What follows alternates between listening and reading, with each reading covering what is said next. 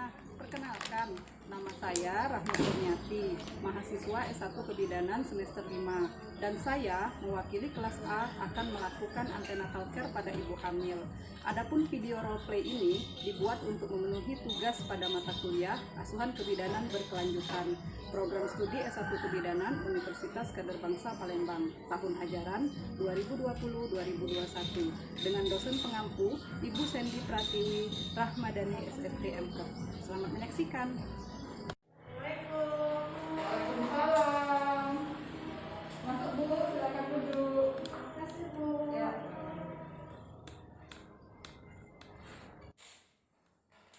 Wah, Ibu ini sudah rapi. Datang kemari ada apa ya Bu? Ada yang bisa dibantu? Bisa aja Ibu. Ya ini Bu, begini Bu, kemarin saya mau periksa kehamilan. Beberapa minggu yang lalu saya tidak haid lagi Bu. Kemarin saya sudah tes sendiri dan hasilnya positif Bu. Wah, kabar baik dong. Mudah-mudahan benar ya Bu ya. Nah, untuk memastikannya saya akan menanyakan beberapa hal dan akan melakukan pemeriksaan lainnya pada Ibu. Apakah Ibu setuju? Baik Bu. Oke, baik. Pertama-tama saya akan menanyakan dulu identitas Ibu ya. Namanya siapa Bu? Seska Bu. Oh, Ibu Seska. Ya. Ibu Seska datang sama suami? Iya Bu. Oke, nama suaminya siapa? Soleh Bu. Oleh Ibu Seska, alamatnya di mana? Di Kemala Bu. Oh, di Kemala. Oke, nah di sini lah Bu ya. Seumpamanya hamil nih, ini anak berapa Bu? Anak pertama Bu. Oh, anak pertama. Oke, kalau gitu, kapan terakhir Ibu mendapatkan haid Bu? Hari pertama haid di bulan terakhir itu, Ibu dapatnya kapan gitu? Kalau nggak salah Bu, bulan 10 tanggal 5 kemarin masih Bu. Bulan 11 tanggal 5 itu sudah tidak haid lagi Bu. Oh gitu, jadi tanggal 5 di bulan 10 itu Ibu masih dapat dan hari pertamanya tanggal 5 ya. Oh ya, terus apa yang Ibu rasakan sekarang? Apakah Ibu ada keluhan yang mengganggu? Ya Bu, seperti nyeri, mual Bu, pusing, tidak demam tapi Bu. Oh nggak demam ya? Rasanya seperti demam tapi nggak demam. Iya. Apakah Ibu ada merasakan payudara nyeri atau sejenisnya? Iya Bu. Oh gitu, oke. Jadi pasti memang sudah merasakan adanya tanda-tanda gitu ya. Baik Ibu, mari kita periksa dulu ya.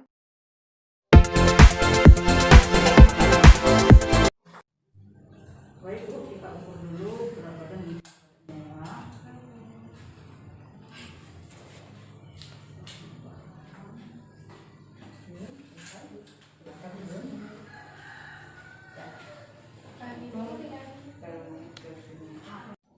Baik Bu, kita ukur dulu tekanan darahnya ya.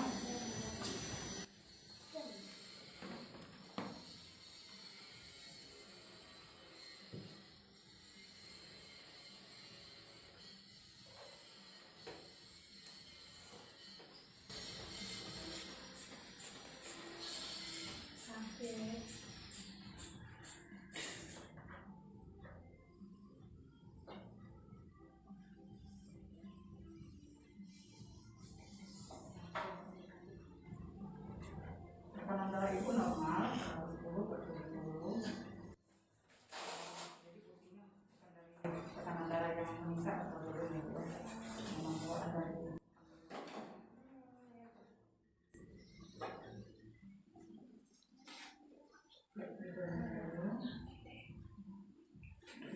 kalau Ibu ada langsung B, tak banyak yang lebih salah. Tidak Bu. Ya, Ibu ada yang bolong? Nggak ada Bu. Ya.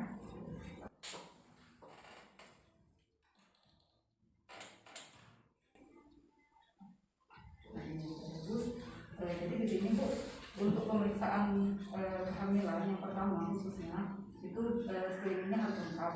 Jadi salah satunya saya akan men-screening apakah Ibu sudah lengkap imunisasi TB-nya. Kemudian nanti ada pemeriksaan darah. Jadi pemeriksaan darah itu meliputi pemeriksaan HIV, kemudian hepatitis, sifilis, dan sekalian kalau sudah ambil darah kita periksa HB-nya atau kadar darah Ibu sama malaria ya, karena di daerah kita termasuk daerah endemik malaria, jadi semua ibu hamil harus diperiksa malaria. Nanti kami ambil sedikit darahnya, kemudian kita lakukan pemeriksaan.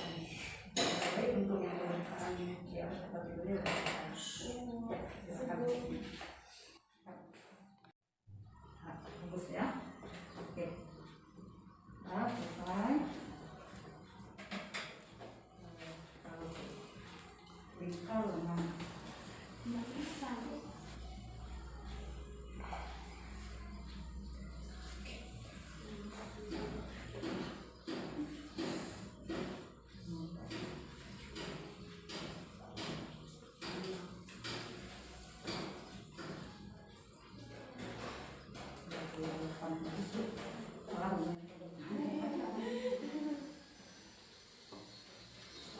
Nah, kemudian kita lanjutkan untuk mengambil darah ya.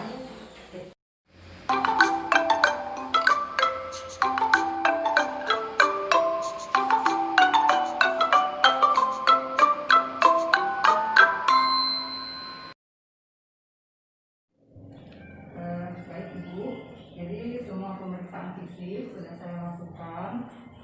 Di sini kita tidak menemukan adanya hasil yang tidak normal gitu ya. Hanya saja, namun keluhan-keluhan yang dirasakan itu selagi tidak mengganggu, itu memang adalah keluhan yang normal dialami oleh ibu hamil.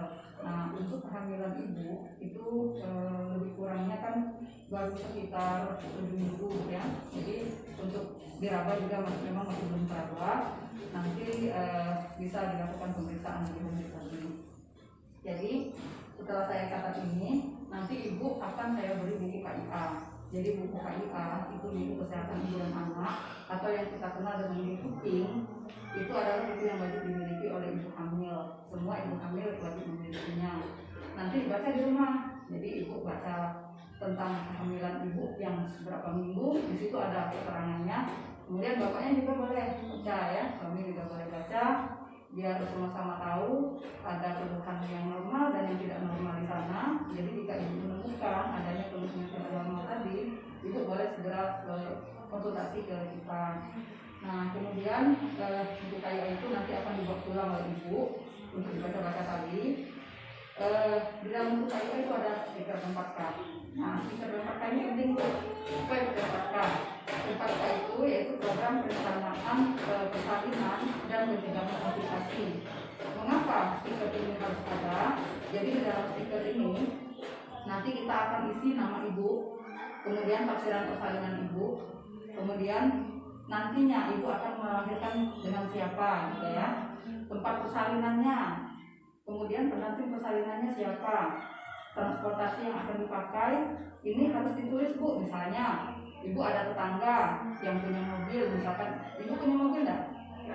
Nah, ibu cari tetangga terdekat yang punya mobil yang suatu saat ibu butuhkan bisa dipakai. Tulis namanya dan nomor polisinya di sini. Jadi siapapun nanti yang membaca ini sudah tahu bahwa ibu akan butuh bantuan bapak tersebut.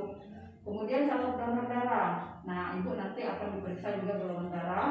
Jika sudah tahu, juga dituliskan di sini golongan darahnya. Kemudian siapa yang sama golongan darahnya, namanya juga sudah ditulis. Nah, ini gunanya sesuai dengan namanya, pencegahan komplikasi. Jadi misal ya, ibu pada saat akan melahirkan butuh transportasi, yang baca ini sudah tahu di mana harus mencari transportasi tersebut. Calon donor itu sudah disiapkan pada saat ibu akan berangkat, ibu nanti sudah menghubungi calon donor bahwa saya akan melahirkan di bidang siapa gitu. Kemudian jika saya telepon, saya membutuhkan darah, seumpamanya di dalam persalinan saya ada komplikasi yang membutuhkan darah, segera untuk datang ke fasilitas kesehatan yang saya beritahukan, seperti itu ya. Kadang-kadang darah ini yang susah kita cari. Di KMI juga begitu, tersedia yang sama. Tempat persalinan, ibu misalnya mau melahirkan di sini, nah ibu sudah bikin PMB resmi gitu kan. Nanti orang tahu, dan kalau keluarga sudah pasti tahu kan, tapi orang lain harus tahu. Ini gunanya misal ibu sendirian, tidak ada suami lagi bekerja, terus ibu lupa misalnya udah melahirkan, siapa yang mau bantu? Kalau ini sudah dilihat sama orang sudah tahu maksudnya ibu itu mau kemana dan siapa saja yang ibu butuhkan. Nah, kenapa orang bisa tahu ini? Ini setelah ibu isi nanti bersama-sama dengan suami, ini ibu tempel di depan rumah, di dekat pintu masuk rumah. Jadi siapapun yang akan masuk rumah tahu kalau di dalam rumah itu ada ibu hamil. Nah, gitu ya. Jadi kayak ini kita ditempel di depan situ, nanti di situ akan dilihat oleh semua yang masuk rumah itu bahwasanya di dalam rumahnya ada ibu hamil. ibu hamil tersebut membutuhkan siapa saja pada saat akan bersalin. Nah, itu Bu ya. Itu Jadi dipasang sekarang Bu ya? ya nanti di rumah ibu istri bersama suami langsung ditempel. Jadi selama masa kehamilan ibu sudah ada pinnya gitu. Kalau di rumah itu ada ibu hamil gitu ya. Mengenai imunisasi TT tadi, jadi kita belum memberikan suntikan imunisasi tadi kan. Nah sekarang saya mau screening dulu. Waktu ibu masih kecil, apakah ibu pernah ingat bahwa ibu mendapatkan suntikan imunisasi? Yang seingat ibu. Pas SD. Pas SD dapat kelas berapa? Kelas 5 Bu. Kelas 5. Kelas 1, kelas 2 ingat nggak? Enggak Bu. Nggak ingat ya. Kalau ibu nggak ingat, berarti anggaplah ibu nggak pernah dapat sebelum kelas 5 ya. Nah terus waktu ibu mau menikah, apakah ibu dapat suntikan TT? Iya Bu. Dapat. Berarti ibu sudah mendapatkan 2 kali TT. Di dalam aturannya, imunisasi TT itu tidak selalu harus diberikan 2 kali dalam kehamilan, namun sesuai dengan hasil screening. Nah, jadi hasil screeningnya bahwa ibu baru T2. Jadi dari T1 ke T2 itu memang harus minimal 1 bulan, dari T2 ke T3 itu minimal 3 bulan. Nah, kalau misalkan ibu sudah lebih dari batasan waktu tadi dari yakin ke sekarang hamil, ibu sudah boleh mendapatkan imunisasi TT. Tapi kalau misalkan belum, ibu harus ibu tidak perlu mendapatkan. Jadi sesuai dengan interval minimalnya seperti itu ya. Baik, apakah ada yang mau ditanyakan lagi Bu? Masih? Insya Allah tidak ada Bu. Tidak ada. Oke, di sini saya agak terlewatkan tadi ya mengenai mual muntah. Iya Bu. Jadi ibu tadi merasakan mual muntah. Nah, mual muntah itu sebenarnya merupakan efek yang normal dari suatu kehamilan. Jadi ada hormon yang membuat saluran pencernaan kita itu melambat, geraknya melambat, makanya terjadi mual muntah. Jika tidak berlebihan, tidak lebih dari 10 kali dalam sehari, muntahnya itu masih dianggap normal. Jadi ibu bisa mengalihkan aktivitasnya ke aktivitas yang bisa membuat ibu lebih rileks gitu ya.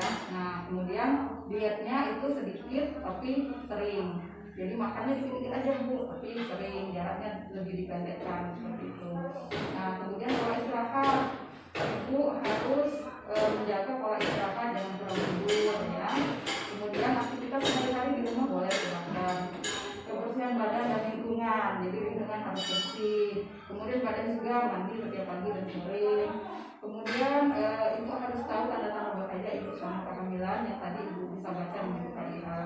Kemudian aktivitas seksual yang tidak kalah pentingnya. Nah, aktivitas seksual jika tidak ada keluhan dengan kandungan kita masih boleh dilakukan seperti biasa. Namun kalau memang frekuensinya agak sering, jadi harus diatur dulu. Aktivitas seksual di masa kehamilan itu lebih kurang idealnya 2 kali dalam seminggu. Ibu nggak merokok kan? Nggak ya. Suami kalau merokok jangan merokok di dalam rumah.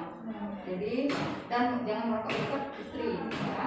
Nah kemudian untuk membawa beban di dalam rumah, misalkan ibu biasa makan air, nah itu juga dibatasi dulu, nggak boleh dulu, karena nanti takutnya ada kelelahan sehingga membuat kontraksi. Nah itu akan bisa menyebabkan abortus atau keguguran. Bisa bekerja ibu? Tidak Bu. Ibu rumah tangga ya, jadi artinya mungkin tidak akan menggunakan pakaian-pakaian yang ketat ataupun memakai sepatu high heel ya Bu. Karena ibu hamil tidak boleh memakai sepatu high heel, jadi harus sepatu yang flat, kemudian pakaian itu harus yang longgar-longgar ya. Baik Bu, semua pemeriksaan kan sudah kita lakukan dan sekarang saya akan menjadwalkan kunjungan ulang ibu untuk periksa kembali, yaitu idealnya ibu hamil itu periksa setiap bulan untuk memantau perkembangan kehamilannya. Nah jadi kunjungan berikutnya itu 4 minggu setelah periksa ini Bu ya, dan harus ke dokter dulu agar pemeriksaan bisa dilakukan lebih rinci mengenai kondisi kesehatan ibu dan janin.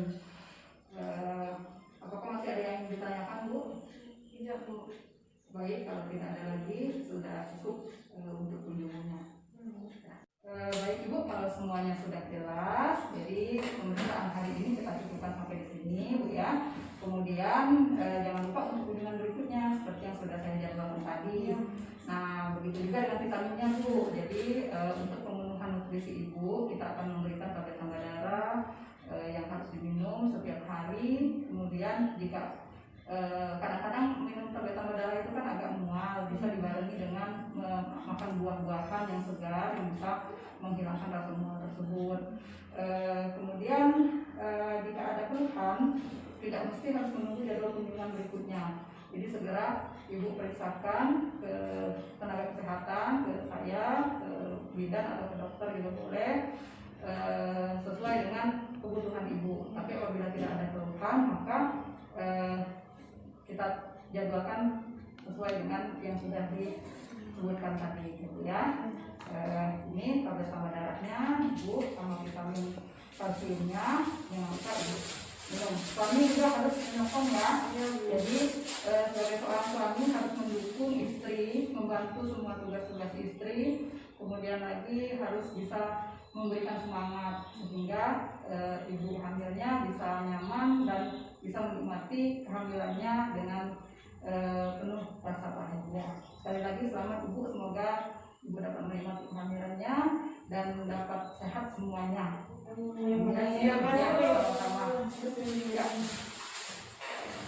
Demikianlah video roleplay tentang pelayanan antenatal pada ibu hamil ini. Semoga dapat bermanfaat bagi kita semua. Amin. Terima kasih sudah menyaksikan video kami dan saya akhiri. Wabillahi taufiq wal hidayah. Wassalamualaikum warahmatullahi wabarakatuh.